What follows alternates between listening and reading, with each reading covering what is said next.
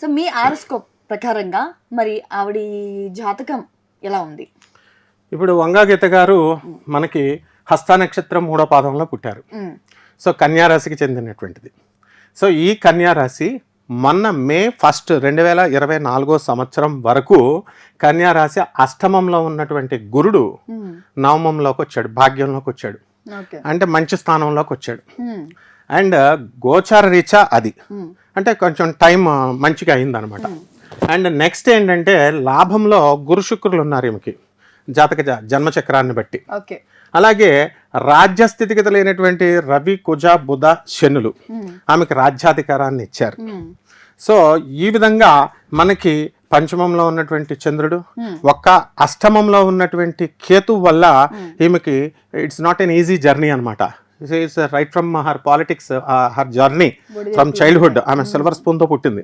వాళ్ళ ఫాదర్ ఆమె పాపం సర్వీస్ ఓరియంటెడ్ షాడో గర్ల్స్ స్కూల్లో వెళ్ళి వాళ్ళ ఫాదర్ సైకిల్ పైన దింపేవారు అనమాట. ఒక అటెండెంట్ వచ్చి ఏమంతో ఆ క్లాస్ రూమ్లో అంతా కూడా క్లీన్ చేసేది. చేస్తుంటే హెచ్ఎం భయపడేది, ఏంటి నువ్వు ఆఫీసర్ కూతురు, నువ్వు ఎందుకు నువ్వు తుడుస్తున్నావు, మళ్ళీ మీ డాడీ ఏమన్నా అంటారేమో అట్లా అనమాట. So there are different stories which are known to Andhra public, but we have seen with our own eyes. So ఈ అష్టమ కుజ కేతు ప్రభావం వల్ల ఆమెకు ఇప్పుడు కొంచెం కష్టమైనటువంటి సమయంగా మనం చెప్పుకోవాలి. అంటే టగ్ ఆఫ్ వార్ అనమాట. ఇద్దరిది it's not an easy for Pawan Kalyan also to sweep. అంత ఈజీ కాదు. ఇద్దరి మధ్య కూడా టఫ్ కాంపిటీషన్ ఉంటుంది. ఫైనల్ గెలుపు అనేటటువంటిది మనం డిస్క్లోజ్ చేయకూడదు ఎప్పుడైనా సరే. బికాస్ ప్రజలు ఏంటంటే అక్కడ ఉన్నటువంటి కన్స్ట్రక్టివ్ గా వాళ్ళు ఈవిడేం పనులు చేశారు, ఆయన ఏం చేయబోతున్నారు, ఆయన మేనిఫెస్టో లైక్ అలాంటి ఫ్యాక్టర్స్ అన్ని చూసుకుంటూ ఆమె రూలింగ్ పార్టీలో ఉన్నారు. ఆమె రూలింగ్ పార్టీ చేసిన స్ట్రాటజీస్, వాళ్ళు చేసిన వెల్ఫేర్ యాక్టివిటీస్ ని బేస్ చేసుకుని వాళ్ళు వెళ్తున్నారు. ఇప్పుడు కొత్తగా మేము ఇది చేస్తాం అది చేస్తాం అని ప్రపోజల్స్ ఇచ్చేది కాదు. ఒక ఛాన్స్ ఇమ్మన్నారు, ఇచ్చేసారు ప్రజలు.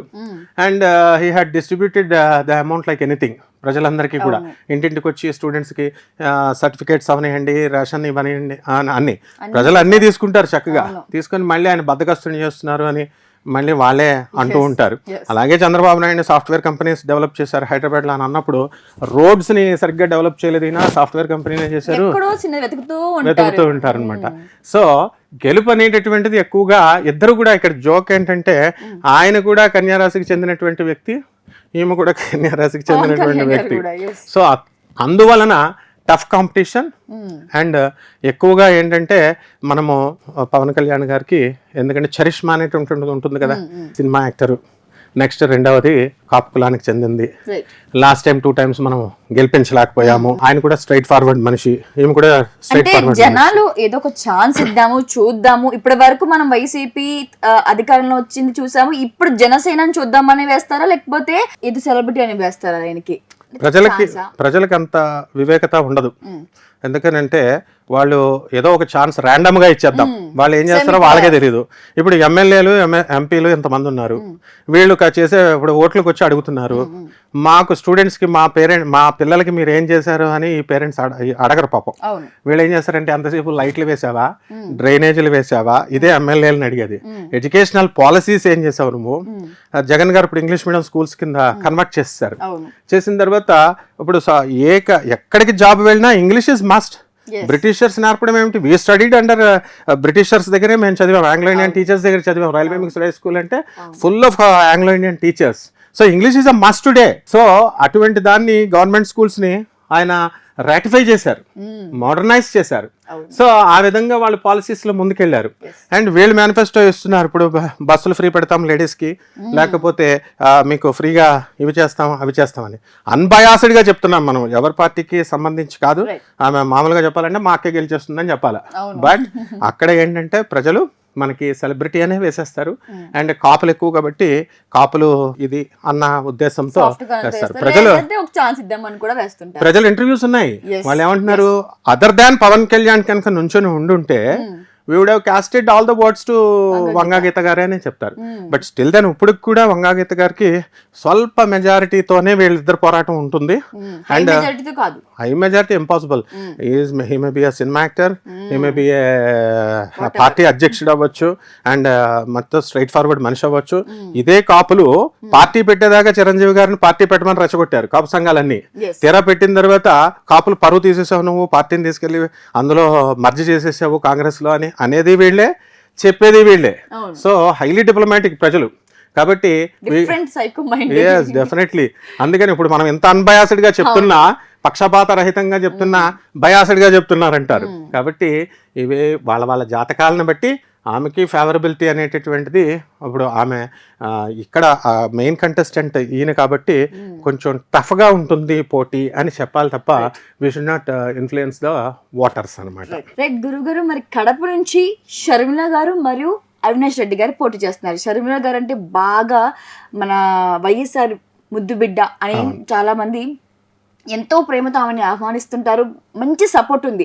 కాకపోతే ఆ బ్యాడ్ లక్ ఏంటంటే ఆవిడ ఇక్కడ తెలంగాణలో అటు ఇటు వెళ్ళడం రావడం వల్ల ప్రజలకు కూడా ఏమైపోయిందంటే ఒక నెగిటివ్ వైబ్ వచ్చేసింది. సో మరి వీళ్ళ జాతకం ప్రకారం అక్కడ కడపలో గెలుపు ఓటమి ఎవరికి ఉంది, ఏ జెండా ఎగరబోతుంది? జనరల్గా షర్మిల గారు she's having more leadership qualities than Jagan. అంటే నాయకత్వ లక్షణాలు జగన్ గారి కంటే కూడా ఎక్కువ. ఆమె రాజశేఖర్ రెడ్డి నుంచి పేరెంట్ నుంచి ఎప్పుడు కూడా ఫాదర్ క్వాలిటీస్ కూతురుకు వస్తాయి, మదర్ క్వాలిటీస్ సన్కి వస్తాయి. సో ఆ విధంగా రాజశేఖర్ రెడ్డికి ఈమె రెప్లికా. అందువల్ల ఆమె మామూలుగా వెళ్ళి మా ఒక స్పీచ్ చెప్తుంటే మోస్ట్ మెచ్యూర్డ్ స్పీచ్గా ఉండేది. అండ్ ఆబ్వియస్లీ అందరికీ తెలిసింది ఏంటంటే జగన్ గారు జైల్లో ఉన్నప్పుడు అన్ని నెలలు మరి ఈమె పాదయాత్ర చేసిన తర్వాత ఆయన పవర్లోకి వచ్చారు. And she could able to influence the public. So ఆమె తర్వాత తెలంగాణ పార్టీ పెట్టడము ఇవన్నీ కూడా ఆమెకు తెలుసు. And because is highly educated lady and most dynamic lady like Indira Gandhi. ఇందిరాగాంధీకి ఐరన్ లేడీ అని చెప్పేవారు. అలాంటి ఐరన్ లేడీ ఈమె. ఎందుకంటే మనం ఆమె స్పీచెస్లో కనుక ఎంత మెచ్యూరిటీ ఉంటుందంటే, ఎంత ఫ్రాంక్నెస్ ఉంటుందంటే, ఆమె ఓపెన్గా తిట్టేస్తుంది ఎవరినైనా సరే.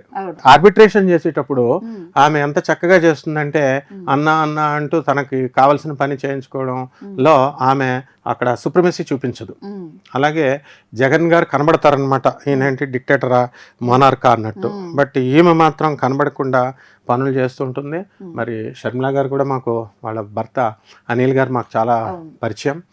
రమణారావు గారు అని చెప్పేసి మన అనిల్ గారు వాళ్ళ యొక్క ఫాదర్ తమ్ముడు అనమాట ఆయన, అంటే చిన్నాన్నగారు అనిల్ గారికి. అలా వాళ్ళ ఫ్యామిలీతో మనకి అనుబంధం ఉంది, రాజశేఖర రెడ్డి గారి ఫ్యామిలీతో. సో షర్మిల గారిని నేను మొదటి నుంచి చూస్తున్నాను కాబట్టి leadership qualities, strategy and openness, frankness, ఇవన్నీ టాలెంట్ ఇవన్నీ ఉన్నా సరే లక్ కూడా కలిసి రావాలి. ఎందుకు అది ప్రతిసారి పాపం ఆవిడ ఎంత అంటే ఒక లేడీ పాదయాత్ర చేయడం అంటే చిన్న మాట కాదు, చాలా రేర్. మనం రాజకీయ నాయకుల్లో చాలా రేర్ మనం చూసే పాదయాత్ర చేసే లేడీస్ లో. అందులో భాగంగా ఈవిడ మొదటి స్థానంలో ఉంది.